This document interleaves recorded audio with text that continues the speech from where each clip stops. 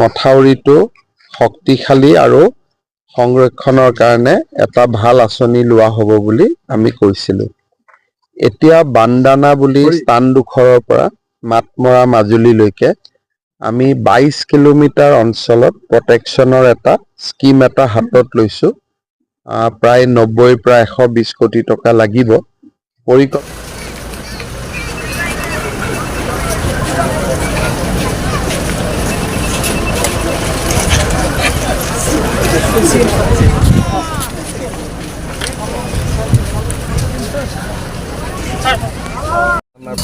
কাম আগবাঢ়িছে আপোনালোকে জানে।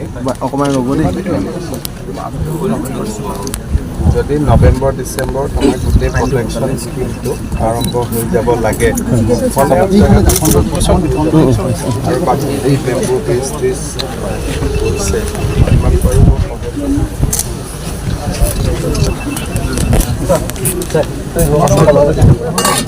আৰু কিবা আৰু বেলেগ কথা নাই।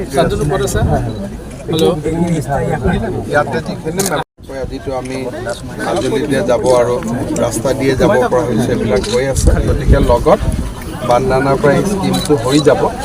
পিছত মই লাগি থাকিব কৈছোঁ। যদি নৱেম্বৰৰ পৰা আমি আৰম্ভ কৰি দিব পাৰোঁ, সমস্যা আৰু বহুত সময় আশা কৰি একদম আশীৰ্বাদ কৰিব।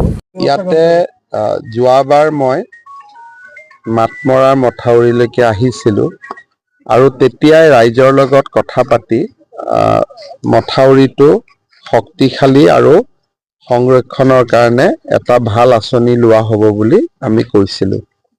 এতিয়া বান্দানা বুলি স্থানডোখৰৰ পৰা মাতমৰা মাজুলীলৈকে আমি 22 কিলোমিটাৰ অঞ্চলত প্ৰটেকশ্যনৰ এটা স্কিম এটা হাতত লৈছোঁ।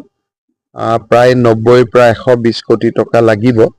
পৰিকল্পনা চলি আছে। সকলো ঠিকে ঠাকে থাকিলে আমি খুব সোনকালে কাম হাতত ল'ব পাৰিম। তেতিয়া ই এটা মাতমৰা মথাউৰিটোক এটা পূৰা সংৰক্ষণ দিব পাৰিব। আৰু এইবাৰো মথাউৰিটো ভাল অৱস্থাতে আছে, গাড়ী মটৰো চলাচল কৰি আছে। আৰু ই যদিও কোনোবা জেগাত অলপ বইল হৈছে, তথাপিতো ব্ৰহ্মপুত্ৰৰ পানী এইবাৰ ঢকুৱাখানা সমষ্টিৰ ভিতৰত সোমোৱা নাই। সেইটো আমাৰ বাবে এটা সুখৰ খবৰ। কিন্তু তথাপিতো বিভিন্ন উপনৈৰ পানীয়ে ঢকুৱাখানাত বানপানীত 50খনমান গাঁৱক আক্ৰান্ত কৰিছে।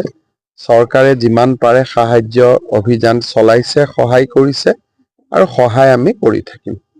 ৰাজ্য জোকাৰি যোৱা যিটো সুনীল জাহাংগীৰ কাণ্ড, এই সন্দৰ্ভত আপোনাৰ ওচৰত শেহতীয়া তথ্য কিবা? মই বহুত CID ইনকুৱাৰী কৰি আছে কাৰণে মই বিশেষ খবৰ লোৱা নাই। কিন্তু এইটো কথা ঠিক, যিহেতু হায়দৰাবাদৰ CFL তাতকৈ ওপৰত ভাৰতত ফৰেনচিকৰ বা DNA এজেঞ্চি নাই। গতিকে আমি হায়দৰাবাদ CFLৰ ৰিপৰ্টটোক সঁচা বুলি ভাবিয়ে আগবাঢ়িব লাগিব। এমাহ দিন পাৰ হৈ গ'ল। এজন মানুহ যেতিয়া বা কোনোবা এটা হত্যা হয় বা কোনোবা মানুহ যেতিয়া নোহোৱা হয়, এমাহ এবছৰ কেতিয়াবা 3 বছৰ পিছতো ক্ৰেক কৰিব সময় লাগে। তাৰ সময়সীমা এটা ধৰি আপুনি কাম কৰিব নোৱাৰে, কাৰণ মানুহৰ লগত কথা নাই। মানুহটো আটাইতকৈ আমাৰ যিমান ধৰাত যিমান প্ৰাণী আছে তাৰ ভিতৰত মানুহে আটাইতকৈ ডাঙৰ বিবেকবান আৰু বুদ্ধিবান। গতিকে মানুহৰ লগত আপুনি যেতিয়া কিবা এটা সমস্যা হ'ব, তাৰ একদম 10 দিনত উলিয়াই দিম, 30 দিনত উলিয়াই দিম, তেনেকুৱাতো কথা নাই। কিন্তু পুলিচে নিজৰ কাম কৰিব, বিশ্বাস ৰাখক। সকলো ঘটনাই পুলিচে সমাধান কৰিব পাৰিছে, এইটোও কৰিব।